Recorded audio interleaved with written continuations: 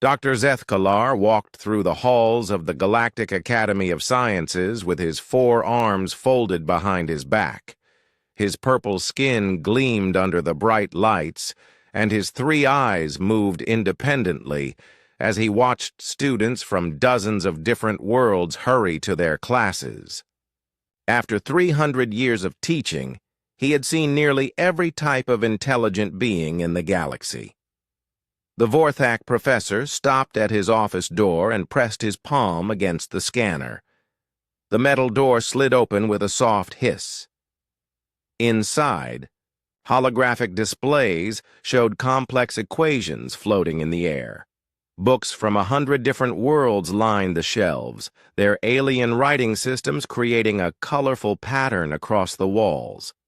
Zethkalar had dedicated his life to studying how different species think and solve problems. His research covered 847 known intelligent species, from the crystal-based shimmerers of Nexus Prime to the gas cloud whispers of the Void Sector. Each species had their own way of understanding the universe, but most followed predictable patterns, based on their evolution and environment. Today was different, though. Today, the Academy would receive its first student from a newly discovered world called Earth. The humans, as they called themselves, came from a small planet on the edge of the galaxy. Most of the Academy's faculty viewed this as nothing more than a publicity event. The Galactic Council wanted to show they welcomed all species, even the primitive ones. Zethkalar had read the reports about humans. They had only recently developed space travel and had never been exposed to galactic mathematics or science. Their planet was chaotic, full of wars and natural disasters. The species seemed to spend most of their time fighting each other instead of advancing their knowledge. How could such a young and troubled species possibly succeed at the most advanced academy in the galaxy? The professor activated his communication device and reviewed the human student's file. Katie Brooks, 20, years old, from a place called North America. Her academic records showed good grades in human schools, but human education was probably centuries behind even the most basic galactic standards. She had studied something called physics and mathematics, but these were likely simple concepts compared to what students learned here. A soft chime indicated someone was at his door. "Enter," Zethkalar said in the common galactic language. Dean Mordun floated into the room. The ethereal's translucent body pulsed with soft blue light as he moved. "Ah, Zethkalar, I trust you've prepared for our new guest." The way Mordun said guest made it clear he didn't consider the human a real student. "I have reviewed her file," Zethkalar replied, "though I must admit there is little to review." "Indeed. The Council insists we treat her like any other student, but we both know this is merely a diplomatic gesture." Mordun's light flickered with amusement. "I've assigned her to your advanced theoretical physics class. Perhaps a few days of real galactic science will help her understand her limitations." Zethkalar's middle eye focused on the dean. "You want me to put a primitive human in my most advanced class? That seems unnecessarily cruel." The council specifically requested she be given the same opportunities as any other student. If she fails, that's not our fault. Mordun's body brightened. Besides, your research on cognitive patterns could benefit from observing a truly primitive mind attempting advanced concepts. After the dean left, Zethkalar considered the situation. His advanced class covered topics that challenged even the brightest students from the most developed worlds. They studied quantum mechanics across multiple dimensions, dark matter behavioral patterns, and the mathematical foundations of faster-than-light travel. Students typically needed decades of preparation before attempting such subjects. He pulled up the curriculum for the coming semester.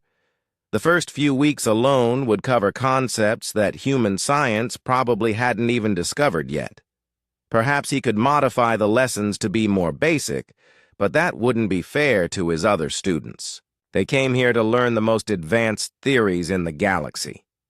The professor decided he would treat Katie Brooks exactly like any other student. If she couldn't keep up, she would learn quickly that the galaxy was much bigger and more complex than her small world had prepared her for. It might be a harsh lesson, but it would be an honest one. Later that afternoon, Zeth Kalar received notification that the human transport ship had arrived. He watched through his office window as the Eu Gester small vessel landed on the Academy's main platform. The ship looked primitive compared to the sleek craft from advanced civilizations. Its metal hull was scarred and dented, and it moved with the clumsy movements of early space technology. A few minutes later, his door chimed again. "Enter," he called. A small figure walked into his office. Katie Brooks was shorter than most galactic species, with pale skin and dark hair pulled back in a simple style. She wore plain clothes instead of the elaborate academic robes preferred by most students. Her appearance was so ordinary that Zeth Kalar almost dismissed her immediately. "Professor Zeth Kalar?" she said in accented but understandable galactic, common. "I'm Katie Brooks. I was told you'd be my advisor." Indeed. Zeth Kalar studied her with all three eyes. She seemed calm and alert, but there was nothing obviously special about her. "I trust your journey was comfortable?" "Long, but interesting. I've never seen so many different types of ships and beings." Katie looked around his office with obvious curiosity. "This place is amazing. I can't believe I'm actually here." Her enthusiasm reminded Zeth Kalar of first-year students from primitive worlds. They were always excited until they realized how much they didn't know. "Tell me, Miss Brooks, what do you know about quantum mechanics?" "The basics, I think. Wave-particle duality, uncertainty principles, quantum entanglement. We covered it in my physics classes back home." Zeth Kalar nodded. As expected, she knew only the most elementary concepts. "And your mathematics background?" "Calculus, differential equations, some linear algebra. I was working on topology before I left." "I see." The professor made a note in her file. Her education was even more limited than he'd expected. "Miss Brooks, I must be honest with you. The classes here cover subjects far beyond anything you've studied. Perhaps it would be better if you started with remedial courses." Katie's expression didn't change. "I'd like to try the regular classes first, if that's okay. I learn pretty quickly." "Very well." Zeth Kalar decided to let her discover her limitations naturally. "You'll start with my advanced theoretical physics course tomorrow. Please review these materials tonight." He handed her a data pad containing the first week's assignments. Katie took the device and smiled. "Thank you, Professor. I'm really looking forward to this." As she left his office, Zeth Kalar shook his head. The poor human had no idea what she was walking into. By tomorrow evening, she would probably be requesting transfer to a more appropriate program. Still, he had to admire her confidence, even if it was based on ignorance. He returned to his work, already planning how he would help her find a suitable basic education program after she inevitably failed his first assignment. The next morning, Katie Brooks sat in the back row of Professor Zeth Kalar's classroom. Around her, students from a dozen different worlds filled the floating seats. She recognized some species from the orientation materials. The tall, crystalline Zarathi with their musical voices, the multi-armed Kef who could write with 4 hands at once, and the floating Nullans whose bodies were pure energy contained in environmental suits. Professor Zethkalar entered the room with his usual confident stride. His 3 eyes swept over the class before settling on Katie for a moment.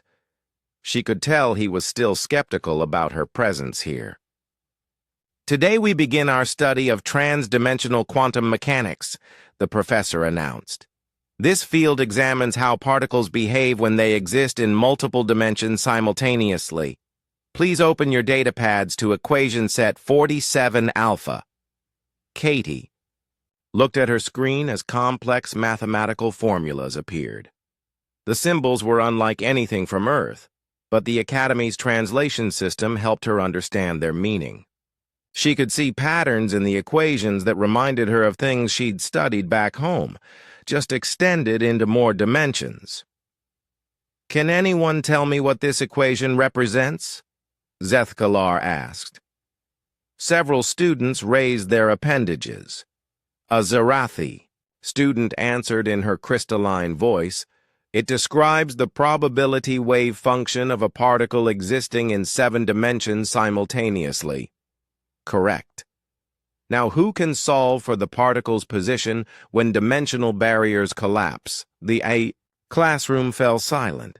Katie watched as students bent over their datapads, working through the complex calculations. After several minutes, a few students raised their hands with tentative answers. Zethkalar reviewed their work on the main display. "Close, but not quite correct. The key is understanding how dimensional overlap affects probability matrices." Katie had been following along on her own pad. The problem looked complicated at first, but when she thought about it simply, the answer seemed obvious. She raised her hand. "Yes, Miss Brooks, I think the answer is 0.847 in the primary dimension, with harmonic resonances at 0.203 intervals in the secondary dimensions." The professor's 3 eyes focused on her intently. He checked his own calculations, and his expression changed from skeptical to surprised. "That is correct. How did you arrive at that answer?" "Well, if you ignore all the extra complexity and just focus on where the particle wants to be, it's like finding the balance point. All those dimensional layers are just different ways of looking at the same thing." A murmur went through the classroom. The other students were staring at Katie with a mixture of confusion and amazement. How had the primitive humans solved in minutes what took them much longer? After class, Professor Zethkalar asked Katie to stay behind. When the room was empty, he activated a privacy screen around them. "Miss Brooks, I must ask, did you have access to the solutions beforehand?" Katie looked genuinely confused. "No, Professor. Why would you think that?" "Because what you just demonstrated should be impossible. That problem requires understanding of concepts far beyond Earth's current scientific knowledge. I just looked at what the equation was trying to tell me. It seemed like it was making things more complicated than they needed to be." Zethkalar studied her carefully. Either this human was an exceptional liar or something very unusual was happening. "I have another problem for you. This one has no published solution." He activated his personal datapad and showed her an equation that had puzzled his graduate students for weeks. It dealt with the behavior of dark matter when exposed to artificial gravity fields. The mathematics involved concepts that most species needed centuries to develop. Katie looked at the screen for several minutes, occasionally making notes on her pad. Zethkalar expected her to admit defeat quickly. Instead, she started drawing. Simple diagrams in the margins, circles and arrows that looked almost childish compared to the complex equations. "This is interesting," she said. It's like trying to figure out how water behaves when you change the shape of the container. I'm not sure I understand the comparison. Dark matter is just stuff we can't see very well, right? But it still has to follow basic rules. If you change gravity artificially, the dark matter has to go somewhere. It can't just disappear. She continued working, using her simple diagrams to map out relationships. Zethkalar watched in fascination as she broke down the complex problem into basic concepts he had never considered. So if you trace where the dark matter goes when gravity changes, Katie continued, you get this pattern. She showed him a series of calculations that were both elegant and simple. Zethkalar checked her work 3 times. The solution was not only correct, it was more efficient than any approach his graduate students had attempted. This is remarkable. You solved this in 12 minutes. Was it supposed to take longer? Katie looked genuinely puzzled. My graduate students have been working on this for 3 weeks. Oh. Katie seemed embarrassed. I'm sorry. I didn't mean to make them look bad. That evening, Zethkalar sat in his office reviewing Katie's work. Her solutions were mathematically sound, but her methods were unlike anything he'd seen before. Where other students used complex theoretical frameworks, she used simple logic and intuitive understanding. He activated his communication system and called his research assistant, a brilliant Kef named Dr. Veltar. Doctor, I need you to prepare a series of cognitive tests. I want to understand how our human student processes information. Is there a problem with her performance? Veltar asked. The opposite. She's solving problems that should be beyond her capabilities, and I need to understand how. The next day, Zethkalar presented Katie with a standard cognitive assessment used throughout the galaxy. Most students took 4 to 6 hours to complete it, and the results helped professors understand how different species learned best. Katie finished in 43 minutes with perfect scores. Zethkalar stared at the results in disbelief. Either his testing equipment was malfunctioning, or the human girl had just demonstrated cognitive abilities that exceeded most graduate students in the galaxy. How do you feel about the test? He asked. It was interesting. Some of the questions seemed kind of indirect, though. Indirect? Like they were asking simple things in complicated ways. Question 15 was about resource distribution, right? But it was buried under all this economic theory. Once you stripped away the extra stuff, it was just basic math. Zethkalar realized that Katie wasn't just smart, she was thinking about problems in fundamentally different ways. Where the test was designed to measure understanding of complex galactic concepts, she was cutting through to the core issues and solving them directly. Word about the human student's unusual performance began spreading through the academy. Professors started asking Zethkalar about her, and some requested permission to observe his classes. By the end of the week, Katie had solved every problem Zethkalar presented to the class, often faster than students who had been studying these subjects for years. Her explanations were simple and direct, but they revealed understanding that should have taken decades to develop. Zethkalar found himself staying awake at night, trying to understand what he was witnessing. Everything he knew about cognitive development suggested that Katie's performance was impossible. Yet the evidence was undeniable. The human wasn't just learning galactic science, she was approaching it from angles that no one had considered before. And her solutions often revealed that the problems themselves could be understood more simply than anyone had realized. For the first time in his 300-year career, Professor Zethkalar was beginning to question his assumptions about intelligence, education, and the nature of problem-solving itself. Word about Katie Brooks spread through the Galactic Academy like ripples in a pond. Professor Zeth Kalar found his classroom becoming crowded as other faculty members requested permission to observe. Dean Morden himself had attended the last 2 lectures, his ethereal form glowing with what could only be described as confusion. Katie seemed unaware of the attention she was drawing.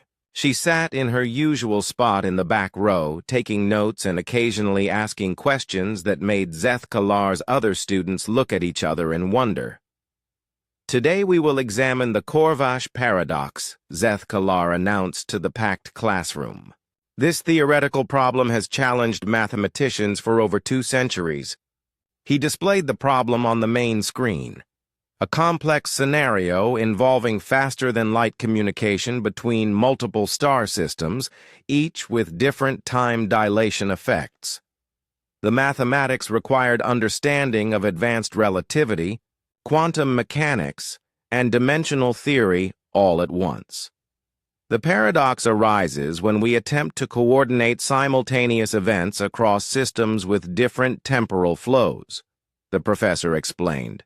Traditional approaches have failed because the mathematical frameworks become infinitely complex. Students began working on their data pads. Zeth Kalar watched as even his most advanced pupils struggled with the initial calculations. The observing professors leaned forward with interest, curious to see how the human would handle a problem that had stumped the galaxy's best minds. Katie stared at the screen for several minutes without touching her data pad. Then she raised her hand. "Professor, can I ask a stupid question?" "There are no stupid questions, Miss Brooks. Why do we need all the events to happen at exactly the same time? I mean, if you're trying to coordinate something across different star systems, wouldn't it be easier to just accept that same time means different things in different places?" The classroom fell silent. Professor Veltar, a visiting mathematician from the Spiral Institute, spoke up. "Miss Brooks, the entire point of the paradox is to achieve true simultaneity across multiple reference frames." "But why?" Katie asked. "If I want to tell my friend, Jake something, and he's on Earth while I'm here, I don't worry about whether we're experiencing the exact same moment. I just send the message when I think of it, and he gets it when he gets it." "That's an oversimplification," Veltar replied. But Zeth Kalar noticed the professor's tone was less certain than usual. Katie nodded. "Maybe. But what if instead of trying to force everything to happen at the same time, we just made a system that could handle things happening at different times but still coordinate properly?" She started drawing on her data pad. Not complex equations, but simple diagrams showing message flows between star systems. Like, what if each system just kept track of what it knew and when it learned it? Then you could coordinate based on information flow instead of trying to sync up time itself. Professor Zeth Kalar watched her work with growing amazement. Katie was approaching the centuries-old paradox by questioning its fundamental assumptions. Instead of accepting that simultaneity was necessary, she was proposing a completely different framework. "Show me your calculations," he said.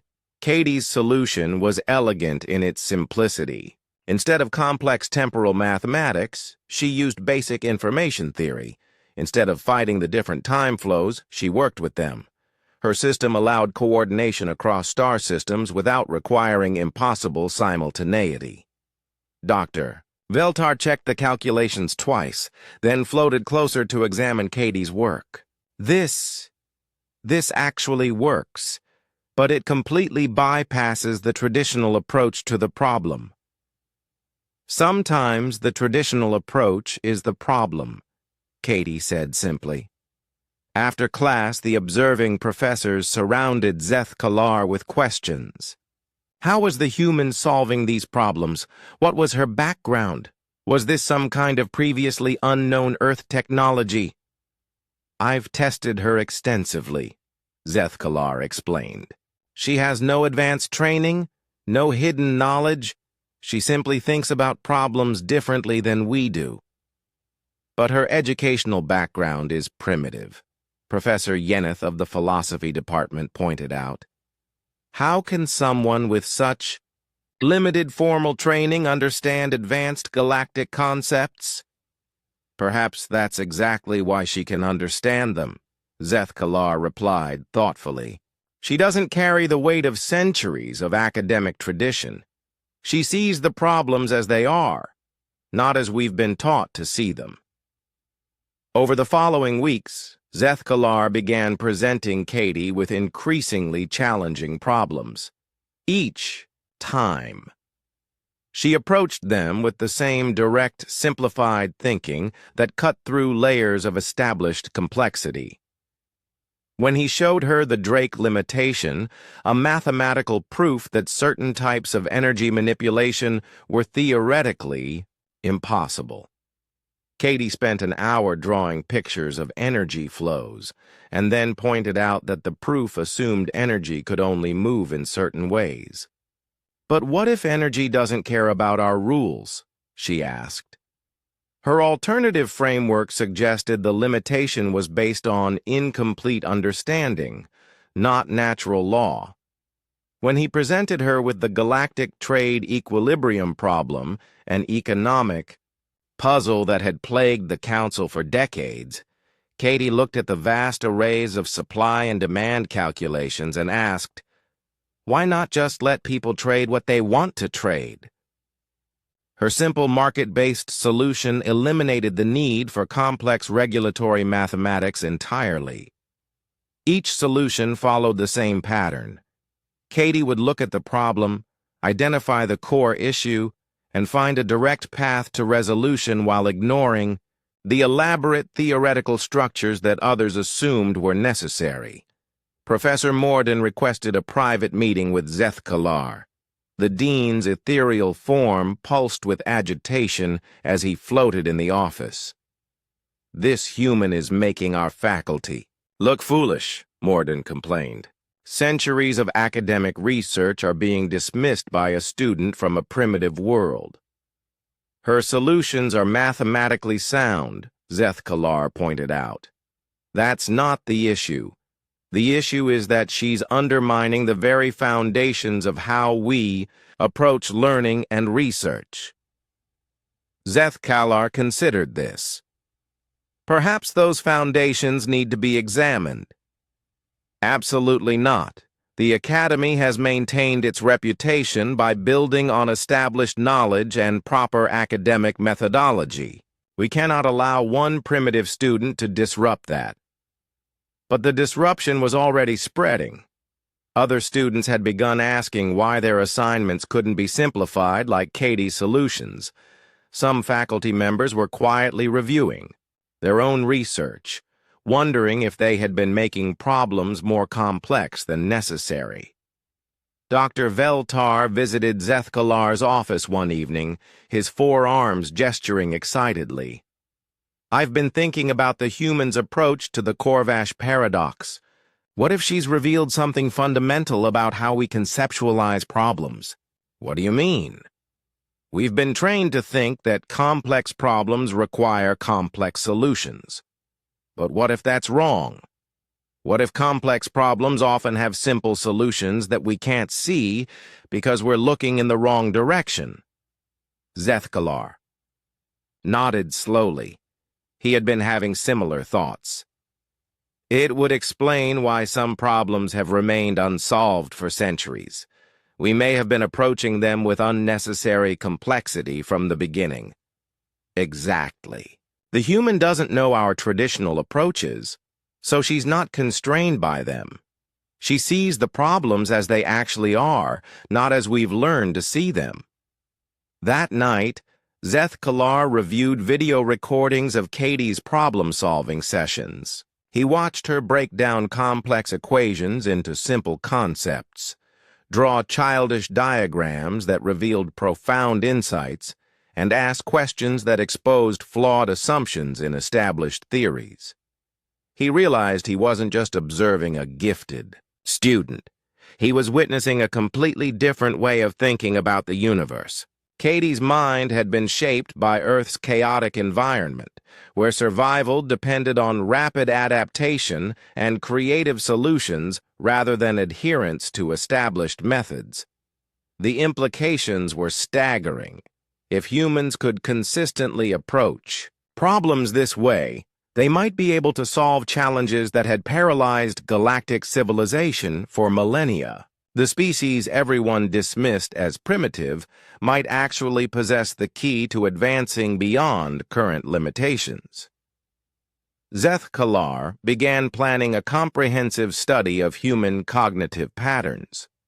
If he could understand how Katie's mind worked, perhaps he could help other species learn to think more flexibly. The primitive human student might accidentally trigger the biggest educational revolution in galactic history. Outside his window, the lights of the academy glowed against the star-filled sky. Somewhere in those dormitories, Katie Brooks was probably working on tomorrow's assignment, completely unaware that she was quietly revolutionizing everything the galaxy thought it knew about intelligence and problem-solving. 3 weeks into the semester, another human transport arrived at the Galactic Academy. This time, Katie was waiting at the landing platform with Professor Zeth Kalar. She had requested permission to greet the new arrival, explaining that humans worked better when they had familiar faces around. The ship that landed was even more battered than Katie's transport. Its hull bore scorch marks from micrometeorite impacts, and one of its landing struts extended with a grinding sound that made several alien observers wince. A young human male emerged from the ship, carrying a simple duffel bag and looking around. With wide eyes, he had short brown hair and wore practical work clothes that were clean but clearly well used. "Jake!" Katie called out, waving enthusiastically. The newcomer smiled broadly and hurried over. "Katie, I can't believe we actually made it." He looked around at the massive academy buildings and the various alien species moving about. "This place is incredible." "Jake Miller, meet Professor Zeth Kalar," Katie said. "Professor, this is my friend from home. He's here for the engineering exchange program." Zeth Kalar studied the new human with interest. If Jake was anything like Katie, the academy might be in for another surprise. "Welcome to the academy, Mr. Miller. What is your field of study?" "Mechanical engineering, mostly. I like figuring out how to build things that work." Jake shook the professor's extended hand with the casual confidence that seemed common to humans. Over the next few days, Zeth Kalar observed how the two humans interacted. Katie would often find Jake in the engineering workshops, and they would work together on various projects.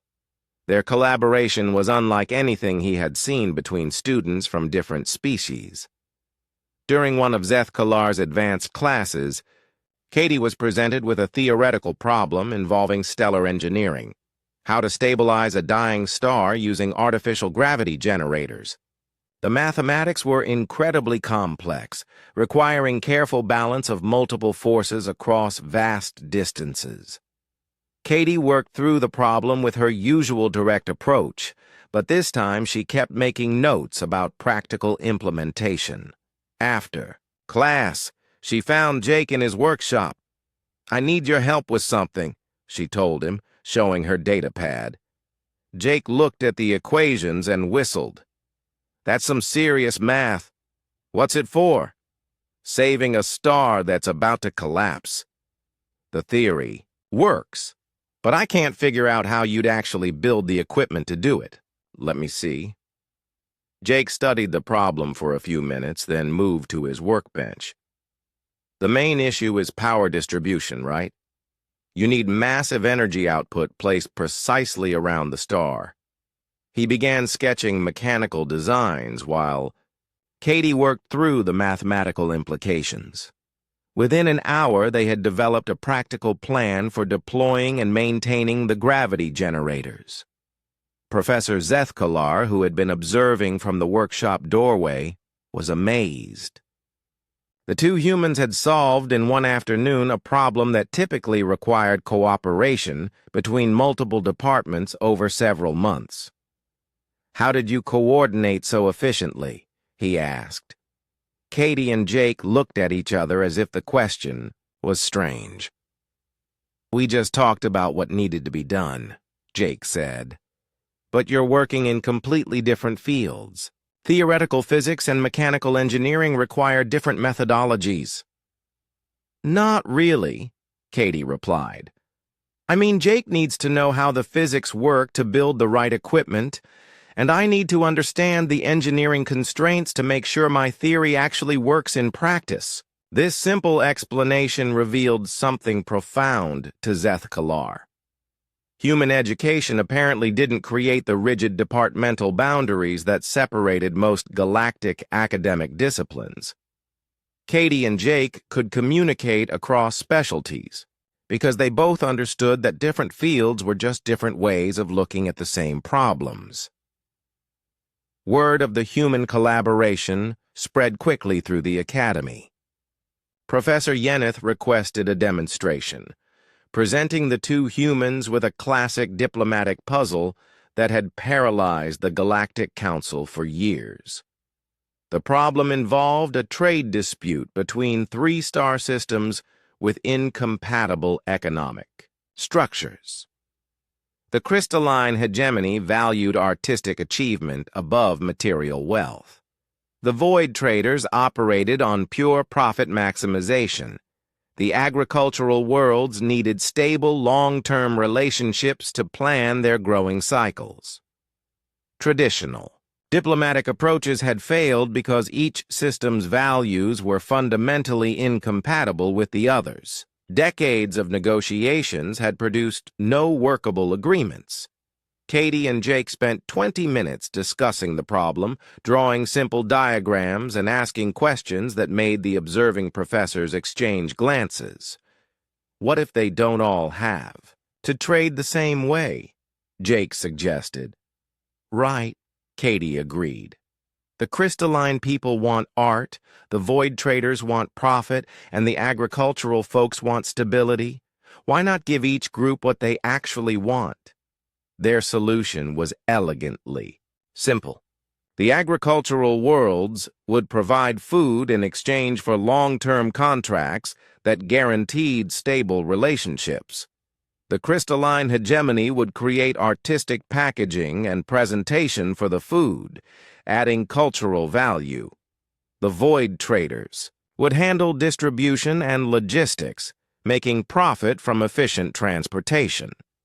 Each group got what they valued most, and the trade benefits flowed naturally from their different priorities rather than fighting against them.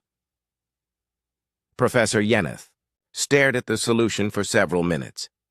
This actually addresses everyone's core needs."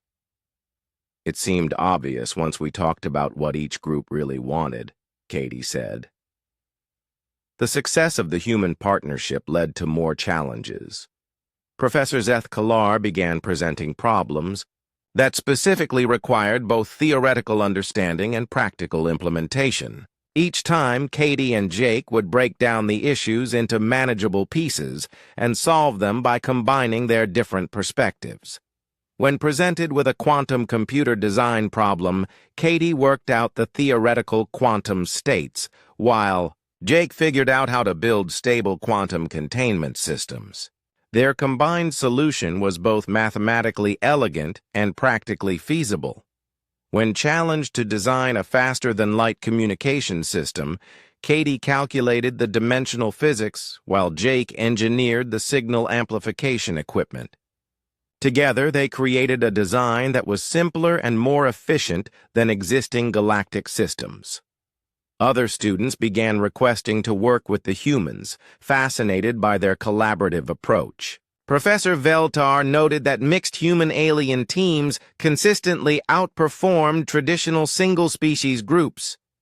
"They seem to bring out creative thinking in other species," he reported to Zethkalar. Students who work with them start asking different questions and approaching problems from new angles. Zeth Kalar was documenting what he was beginning to call human cognitive synergy. The two humans didn't just work well together, they somehow enhanced each other's capabilities. Katie's theoretical insights became more practical when filtered through Jake's engineering perspective. Jake's mechanical solutions became more elegant when informed by Katie's mathematical understanding. Even more interesting, their approach seemed to be contagious. Other species working with them began adopting similar collaborative methods, breaking down the traditional academic barriers between disciplines. Dean Mordun was not pleased with these developments. The Academy has maintained academic excellence through proper specialization, he complained to Zeth Kalar. These humans are encouraging students to work outside their designated fields. And the results have been remarkable, Zeth Kalar pointed out. Cross-disciplinary collaboration is producing solutions we never would have found otherwise. Solutions to problems that weren't broken. Our traditional methods have served the galaxy well for millennia, but even Mordun couldn't argue with the results. The human-influenced teams were solving long-standing problems and developing innovations that surpassed conventional approaches. Faculty members from different departments were beginning to communicate more, sharing insights across traditional boundaries. Zeth Kalar realized he was witnessing something unprecedented. The humans weren't just smart. They were revealing fundamental flaws in how galactic civilization approached learning and problem-solving. Their natural tendency toward collaboration and cross-disciplinary thinking was exposing the limitations of rigid academic specialization. Katie and Jake seemed completely unaware of the revolutionary impact they were having. They continued working together with the casual efficiency that apparently came naturally to their species, solving complex problems by treating them as interesting puzzles rather than insurmountable challenges. As Zeth Kalar watched them tackle yet another supposedly impossible problem, he began to understand that humanity's greatest strength might not be individual intelligence, but their instinctive ability to combine different perspectives into something greater than the sum of its parts. The announcement came during the weekly faculty meeting, delivered by Dean Mordun, with his characteristic ethereal glow brightening with what could only be described as malicious pleasure. The annual Galactic Intellectual Championship will take place in 6 weeks, he announced to the assembled professors. As always, the Academy will sponsor teams representing our finest students. Professor Zeth Kalar had attended these competitions for over a century. They were prestigious events, where the galaxy's most advanced civilizations demonstrated their intellectual superiority through complex problem-solving challenges. Teams typically consisted of specialists from different fields, each contributing decades of training to tackle problems designed by the galaxy's greatest minds. This year's challenges have been designed by the Cerebral Council of Zerion Prime, Mordun continued. They promise to be particularly demanding. The Zerion Prime intellectuals were famous throughout the galaxy for creating problems so complex that most species couldn't even understand the questions, let alone solve them. Their crystal-based minds could process information in ways that other species found incomprehensible. Registration closes tomorrow, Mordun added, his glow intensifying as his 3 energy nodes focused on Professor Zeth Kalar. I trust our faculty will encourage appropriate students to participate. After the meeting, Zeth Kalar found himself walking with Professor Veltar. The Kef was unusually quiet, his forearms making nervous gestures. The Dean seems to have something specific in mind, Veltar observed. Indeed. I suspect he wants to demonstrate the limitations of human intelligence in a very public forum. Will you discourage Miss Brooks from participating? Zethkalar considered this. Katie had continued to amaze him with her problem-solving abilities. But the Galactic Championship was designed to challenge teams of the galaxy's most advanced minds. Even her remarkable intuitive thinking might not be enough against problems specifically crafted to require vast knowledge bases and complex reasoning. That afternoon, he found Katie and Jake working together in the engineering lab. They were collaborating on a project involving gravitational field manipulation, combining Katie's theoretical calculations with Jake's mechanical designs in their usual seamless fashion. Miss Brooks, Mr. Miller, might I speak with you about an upcoming opportunity? They looked up from their work with interest. Zethkalar explained the Galactic Championship, describing its history and prestige. He also carefully outlined the level of competition they would face. Teams usually consist of 5 to 7 specialists, he concluded. Each member typically has decades of advanced training in their field. The problems are designed to be nearly impossible, requiring the combined knowledge of multiple disciplines. Katie and Jake exchanged glances. It sounds interesting, Katie said. What kind of problems do they usually have? Zethkalar activated his datapad and showed them examples from previous years. Dimensional mathematics that required understanding of 17 different theoretical frameworks. Economic models involving thousands of variables across multiple star systems. Engineering challenges that demanded knowledge of exotic matter. Behavior under extreme conditions. Jake whistled softly as he scrolled through the examples. Those are pretty intense. The defending champions are from the Spiral Collective, Zethkalar continued. Their team consists of 7 individuals who have spent their entire lives studying these subjects. They have won 4 consecutive championships. So, what you're saying is we probably shouldn't even try, Katie asked with a slight smile. I'm saying that you should understand what you would be facing.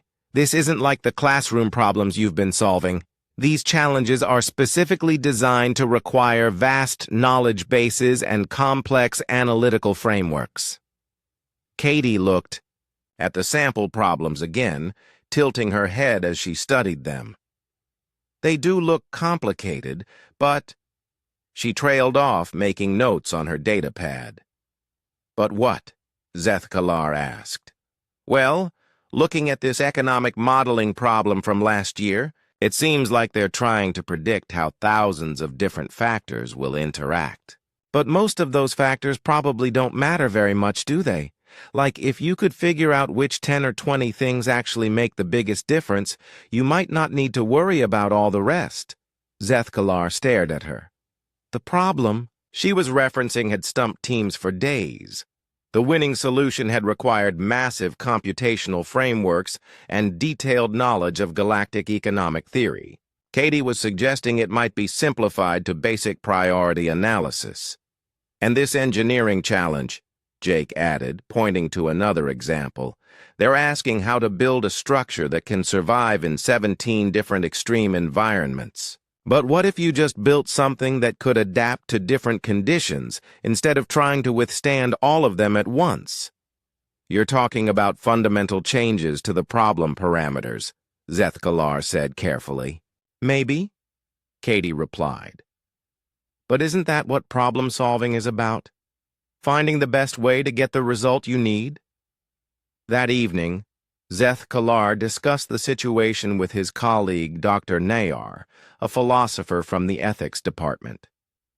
Do you think they have any chance of success? Nayar asked. If the competition were about finding creative solutions to practical problems, I would say yes. But these challenges are specifically designed to test mastery of established galactic knowledge. The humans simply don't have the educational background. but they've been solving problems that stumped students with that background. True, but this is different. The championship problems are created by the galaxy's most advanced minds, specifically to be nearly unsolvable. They require not just intelligence, but vast accumulated knowledge. The next morning, Katie appeared at Zeth Kaller's office with a registration form in her hand. "I'd like to enter the competition," she said simply. "Miss Brooks, I must strongly advise against this. The public nature of the event means that failure would be highly visible. I understand, but I'd still like to try. What about team members? You'll be competing against groups of specialists." Katie hesitated for a moment. "Could Jake and I enter as a two-person team?" Zeth Kallar's 3 eyes widened. "The minimum team size is typically 5 members. A two-person team has never been attempted, so we'd be the first? Miss Brooks, you would be facing teams of 7 highly trained specialists with a two-person team from a species that has barely achieved space travel. The competitive disadvantage would be overwhelming." Katie nodded thoughtfully. "Probably, but we won't know for sure unless we try, right?" Against his better judgment, Zeth Kallar found himself helping Katie complete the registration. The forms required extensive documentation of team qualifications, which made for sobering reading. Katie had 6 months of galactic education. Jake had 4 weeks. Their combined knowledge base was a tiny fraction of what other teams brought to the competition. When he submitted the registration, Zeth Kallar received an immediate response from the competition organizers. The message was polite but clearly puzzled, asking for confirmation that a two-person team from a primitive species actually intended to compete against the galaxy's intellectual elite. Word of the human registration spread through the Academy. Within hours, Professor Mordun's ethereal form practically glowed with satisfaction when he heard the news. "Excellent," he told Zeth Kallar. "This will settle the question of human capabilities once and for all. When they fail spectacularly on the galactic stage, we can return to proper academic standards." Other faculty members were less pleased. Professor Veltar worried that the humans were setting themselves up for public humiliation. Dr. Yeneth wondered if the competition would be fair to participants with such different educational backgrounds. But Katie and Jake seemed unconcerned about the skepticism surrounding their decision. They continued their collaborative work with the same casual confidence they had always shown, treating the upcoming championship as just another interesting challenge. Zeth Kallar found himself torn between admiration for their courage and concern for their reputation. The Galactic Championship was not just a competition, it was a demonstration of intellectual hierarchy that reinforced the galaxy's established social order. The humans were about to challenge that order with nothing but their unconventional thinking and stubborn optimism. The professor had spent centuries studying intelligence and problem-solving, but he had never encountered anything like what he was witnessing. Part of him hoped the humans would somehow succeed. Another part feared what their inevitable failure might reveal about the limitations of their remarkable abilities. In 6 weeks, the galaxy would find out which assessment was correct. The Galactic Intellectual Championship was held on Nexus Station, a massive space platform that served as neutral ground for major interspecies events.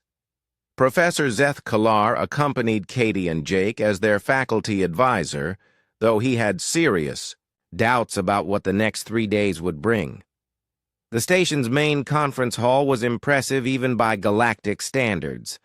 Crystalline walls stretched up into a domed ceiling that displayed a real-time view of the surrounding star field. Teams from 23 different species occupied designated areas around the central competition space, each group surrounded by sophisticated equipment and data analysis systems. Zeth Kalar observed the other teams with growing concern. The Spiral Collective had brought 7 specialists, each one a master in their field. Their equipment alone probably cost more than most planets' annual budgets. The Zarathi team consisted of 5 crystal beings whose minds could process information in parallel streams that biological species couldn't match.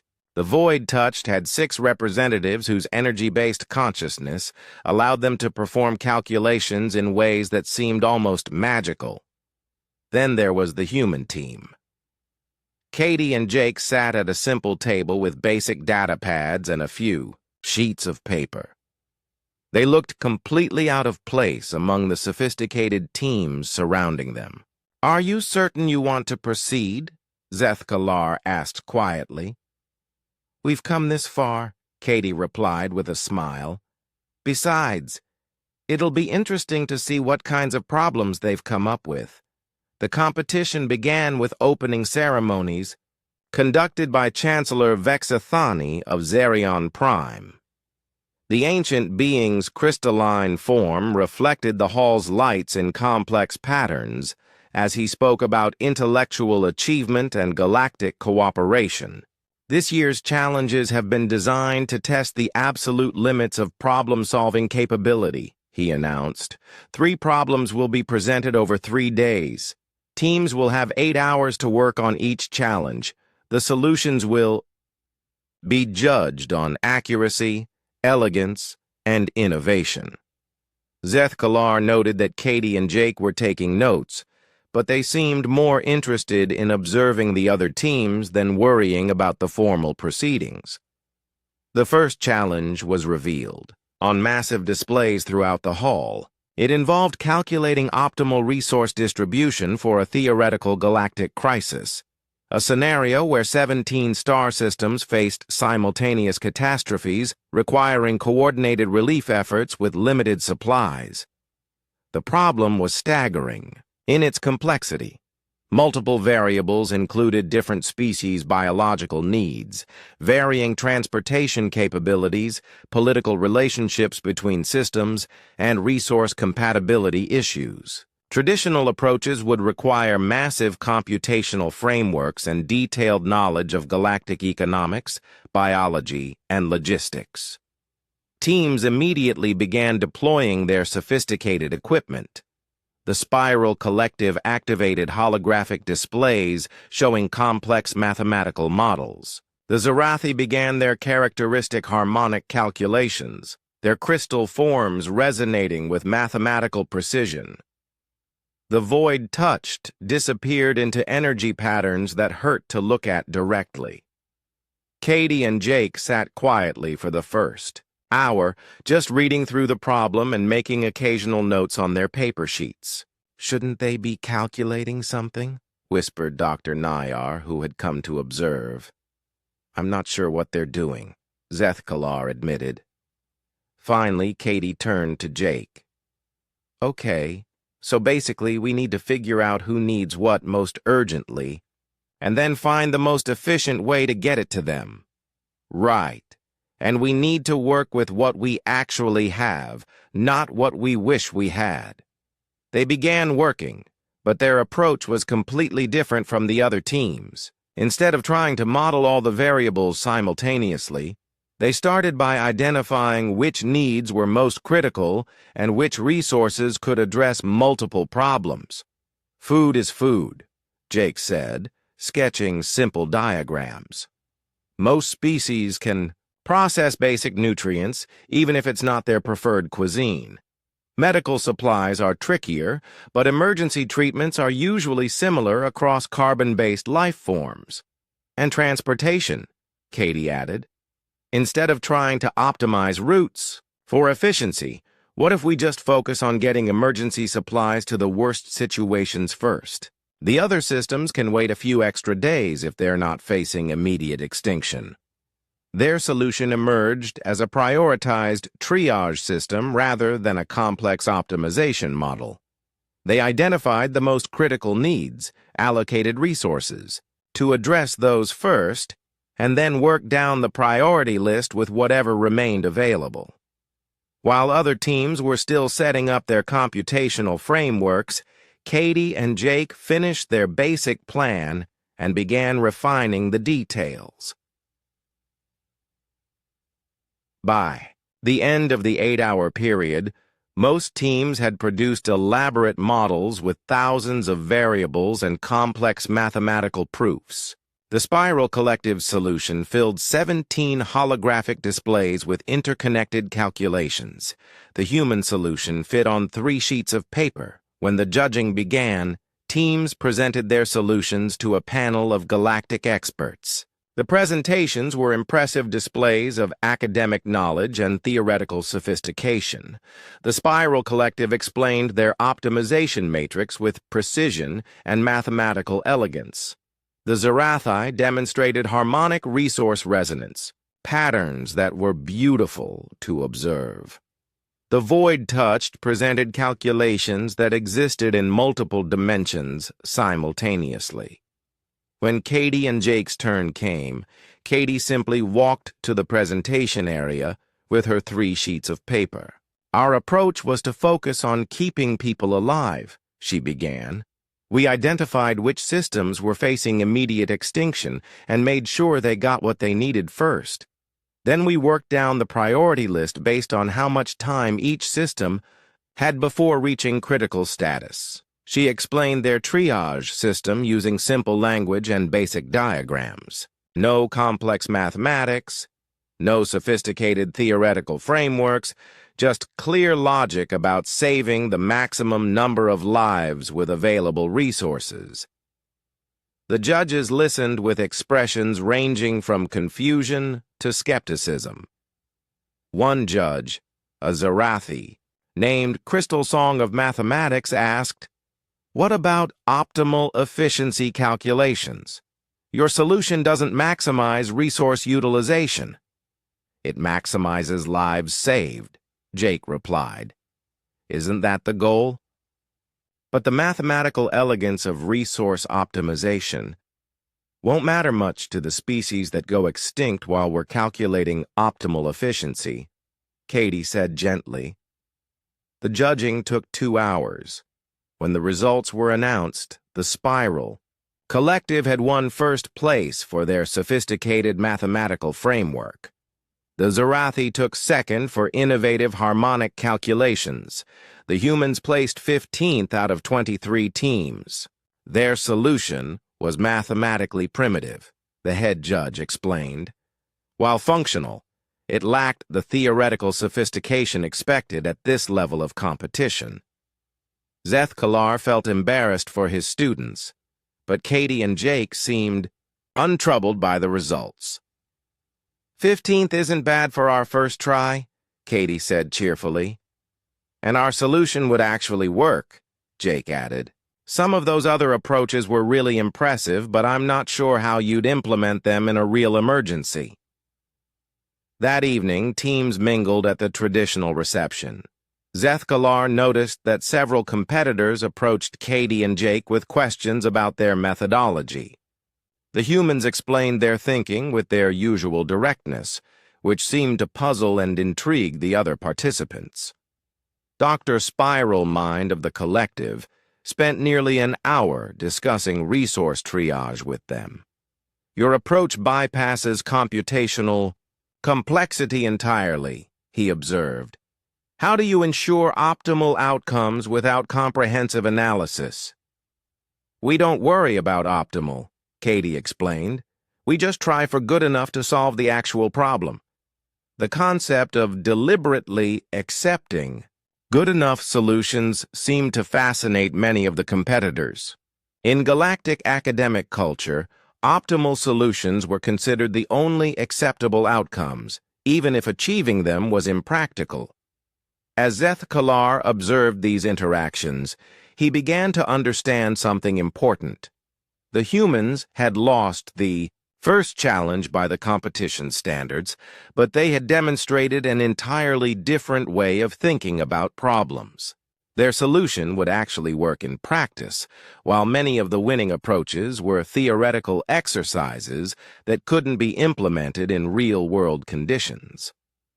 Two more challenges remained, and the professor found himself curious about how Katie and Jake would approach them. They had established that they could find practical solutions to complex problems. But could they find ways to make those solutions compete with the galaxy's most sophisticated theoretical frameworks?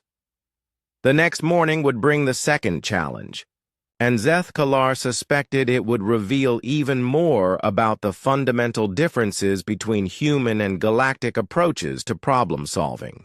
The second day of competition brought a new challenge that made Professor Zeth-Kalar's concerns deepen. The problem displayed on the main screens was the infamous temporal communication paradox, a theoretical exercise in coordinating information across multiple time streams while maintaining causality.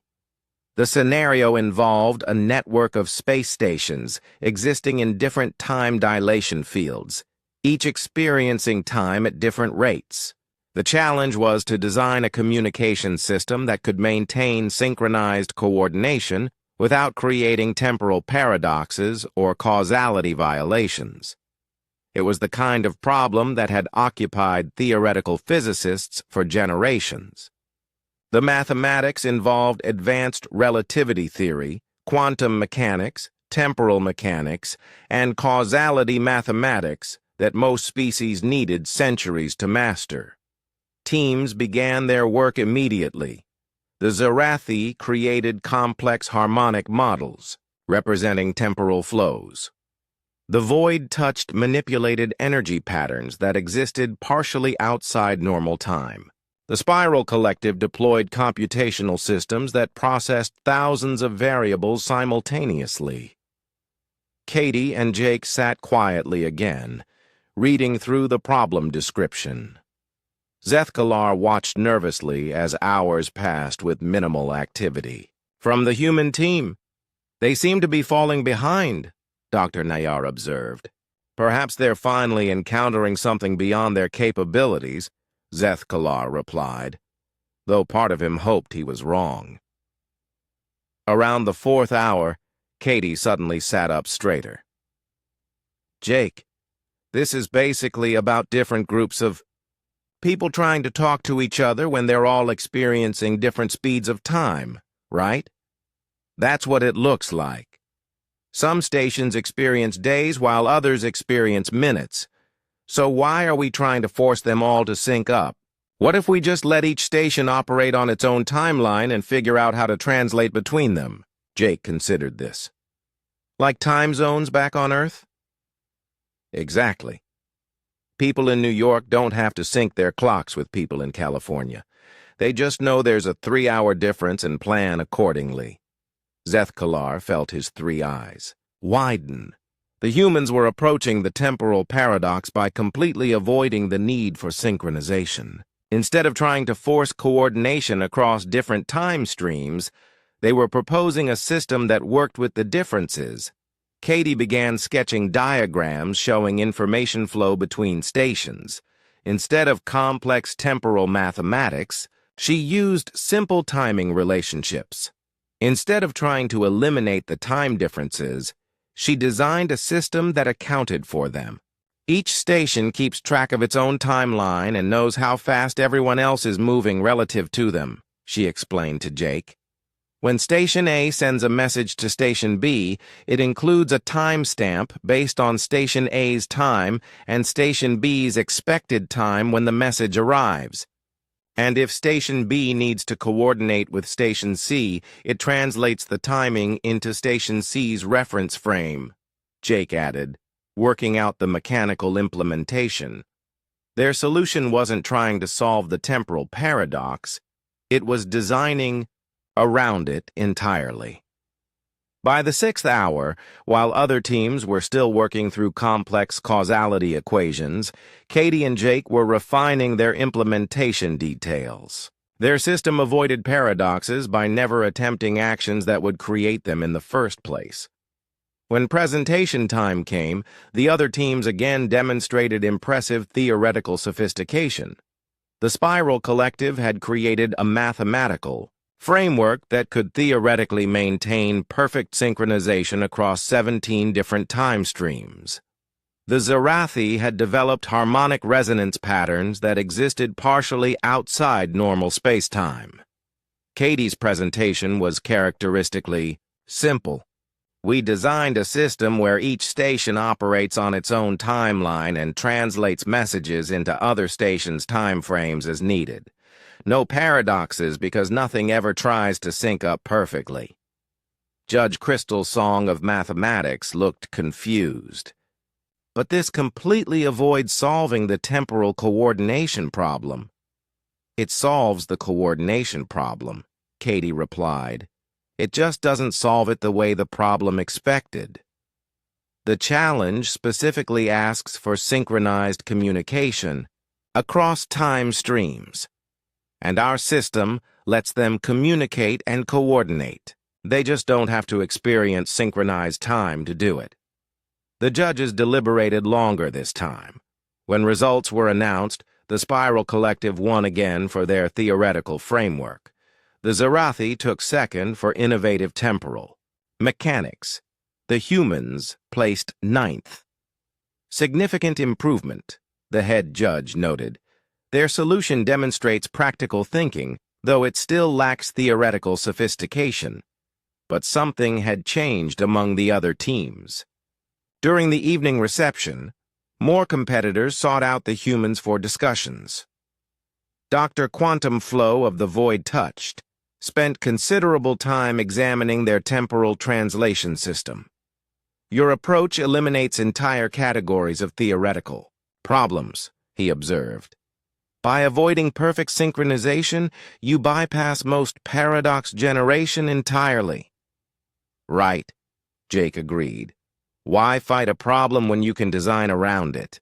Professor Spiral Mind approached with several members of his team. We've been analyzing your solutions from both challenges. Your methods consistently prioritize practical implementation over theoretical optimization. Is that bad? Katie asked. We're not certain. In academic terms, it lacks sophistication. In practical terms, your solutions would actually work, while ours might not. This observation sparked intense discussions among the teams. Galactic academic culture had always valued theoretical elegance and mathematical sophistication above practical implementation. The humans were demonstrating that sophisticated theories weren't always necessary to solve complex problems. Dr. Nayar pulled Zeth Kalar aside during the reception. Have you noticed how many teams are studying the human approaches? Indeed. They seem fascinated by the simplicity. More than that, several teams have asked me about human educational methods.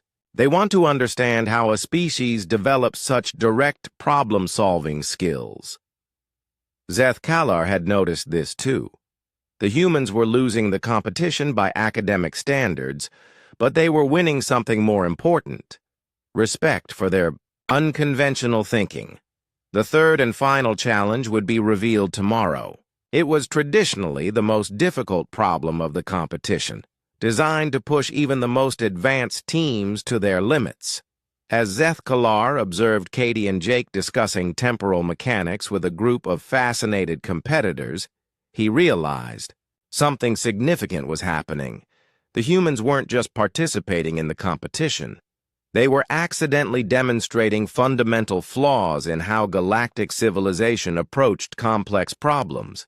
Their practical solutions worked where theoretical perfection failed.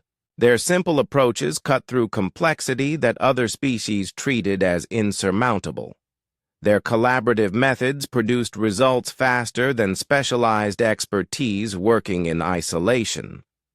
Tomorrow's final challenge would reveal whether the galaxy was ready to acknowledge that sometimes the best solutions came from thinking differently rather than thinking more sophisticatedly.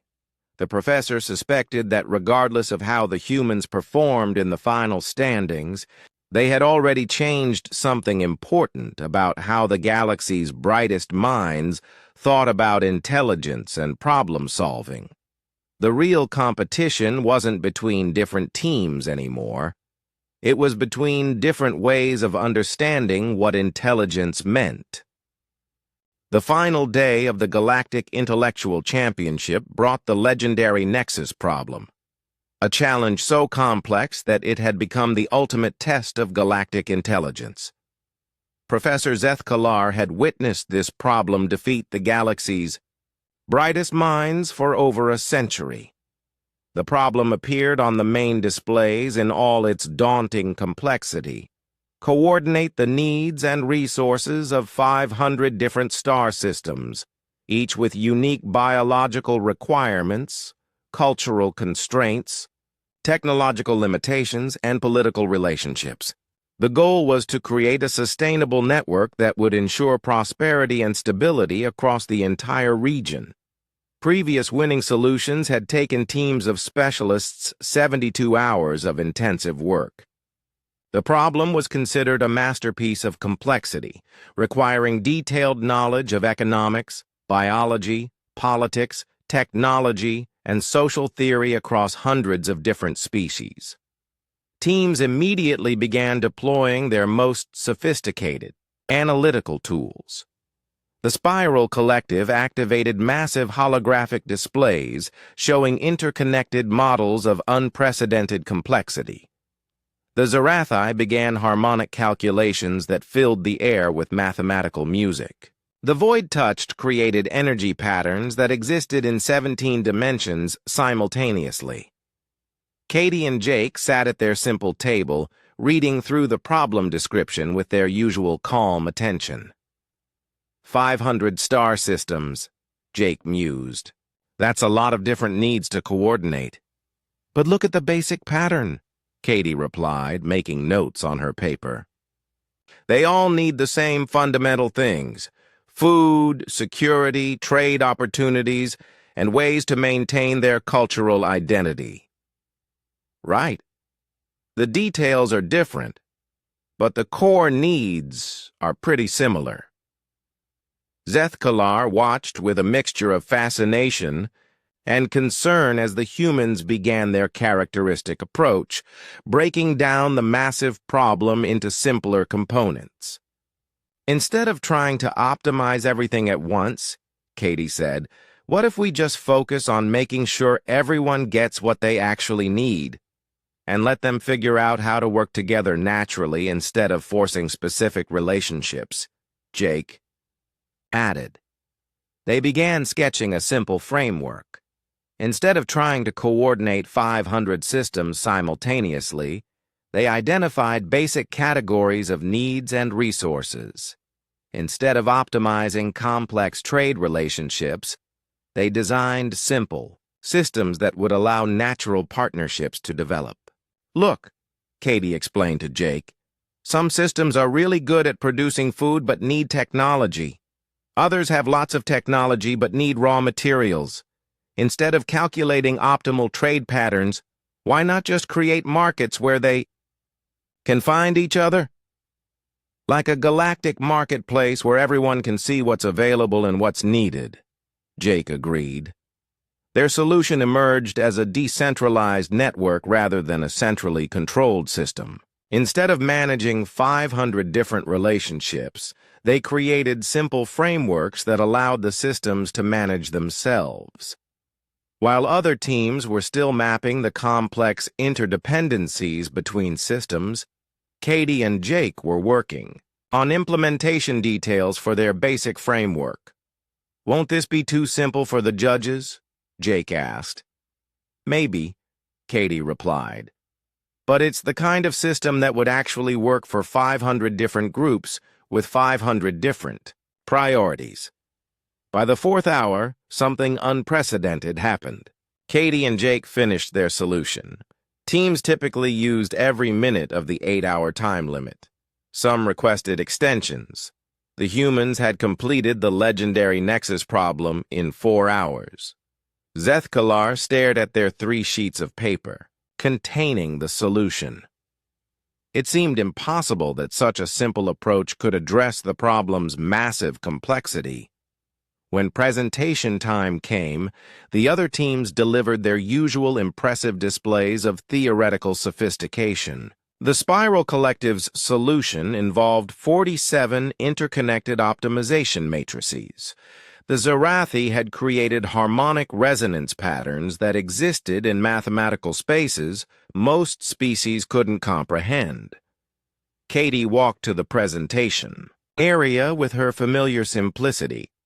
Our solution creates basic frameworks that let the star systems work together naturally, she began. Instead of trying to control 500 different relationships, we built simple systems that help them coordinate themselves. She explained their decentralized marketplace concept, showing how systems with complementary needs and resources could find each other without requiring central management. Cultural preservation was handled by letting each system maintain its own identity while participating in broader networks. Political conflicts were minimized by making cooperation voluntary and mutually beneficial. But this completely ignores the optimization requirements, protested Judge Crystalsong of Mathematics. The problem specifically calls for coordinated resource allocation across all 500 systems. Our system coordinates resources, Katie replied. It just lets the systems do the coordinating themselves instead of trying to manage it all from one place. That's not coordination. That's chaos. It's organized chaos, Jake said with a smile. Like a market. No one controls it, but it still works because everyone benefits from participating. The judges deliberated for 3 hours, longer than ever before. When they returned, Chancellor Vexithani himself delivered the results. This year's competition has presented us with unprecedented challenges in evaluation, he began. Traditional metrics of theoretical sophistication and mathematical elegance clearly favor the established approaches. However, practical implementation and real-world functionality present different considerations. Zethkalar felt his pulse quicken. Something unusual was happening. The Spiral Collective has again demonstrated supreme theoretical sophistication. Their solution is mathematically elegant and comprehensively detailed. However, implementation would require computational resources exceeding the galaxy's current capabilities. He paused, his crystalline form reflecting the hall's lights in complex patterns. The human solution lacks theoretical sophistication by traditional standards. However, preliminary modeling suggests it could be implemented immediately using existing galactic infrastructure. More significantly, their approach appears to be self-stabilizing and adaptable to changing conditions. Another pause. Longer this time. For the first time in the championship's history, we are recognizing 2 different categories of achievement. The Spiral Collective wins the Traditional Excellence Award for Mathematical Sophistication. The human team receives the first-ever Practical Innovation Award for creating a solution that prioritizes functionality over theoretical elegance. The hall erupted in surprised murmurs. Katie and Jake looked at each other with pleased confusion. Additionally, Chancellor Vexithani continued, the judging panel recommends that future competitions include practical implementation as a standard evaluation criterion. The reception that evening was unlike any previous championship gathering. Instead of celebrating traditional winners, teams clustered around Katie and Jake, asking detailed questions about their methodologies. Dr. Spiral Mind approached Professor Zethkalar directly. Your humans have forced us to reconsider fundamental assumptions about problem solving. We've been pursuing mathematical perfection while they've been finding solutions that actually work. Professor Veltar joined the conversation. I've been thinking about educational implications. What if we've been overcomplicating learning by requiring students to master theoretical frameworks before they're allowed to solve practical problems? Word of the championship results spread quickly through galactic academic networks. Within days, universities were requesting information about human educational methods. Research teams were studying the human solutions to understand their underlying principles. Dean Mordun was notably absent from the celebration discussions. A week after returning to the academy, Zeth Kalar published his comprehensive study of human cognitive patterns. The paper revolutionized understanding of intelligence and problem-solving, showing how Earth's chaotic evolutionary environment had produced minds capable of rapid adaptation and creative thinking. Katie and Jake returned to their studies with characteristic humility, seeming unaware that they had fundamentally changed galactic academia. They continued solving problems with their direct, practical approach, inspiring other students to question whether complex theoretical frameworks were always necessary. The Academy began implementing changes to its curriculum, incorporating practical problem-solving alongside traditional theoretical study. Other institutions followed suit, creating the first major educational reform in galactic history. Professor Zeth Kalar often found himself watching Katie and Jake work together in the lab, still amazed by their ability to find simple solutions to complex problems. They had taught him that intelligence wasn't just about processing information or mastering established knowledge. It was about seeing problems clearly and finding effective ways to solve them. The humans had come to the galaxy as students from a primitive world.